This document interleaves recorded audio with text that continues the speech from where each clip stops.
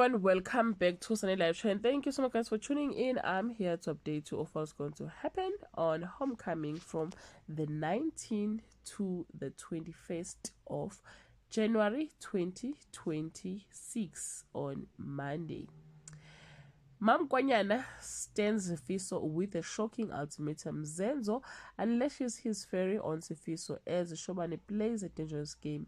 Nofundo and Nomalanga hit another jackpot on Tuesday. When a patient collapses in the hospital corridor, Zetu heroics sparks conflict with the powerful Dr. Maseko. Meanwhile, suspicion swells as Nofundo and Nomalanga's bold choices attract unwanted attention, and Mamkwanyane faces danger on a dark village road on Wednesday. Zetu is tested at work, forced to stand her ground in a hostile environment where not everything is in her control. Mamkwanyana realizes her defiance has put her in danger, yet her anger at Sifiso makes it hard to soften. Meanwhile, Nofundo and Nomalanga find themselves cornered, caught out and blackmailed by Vusi and Sipamandla. Well guys, that's all I have for today. You can leave your comment below and share your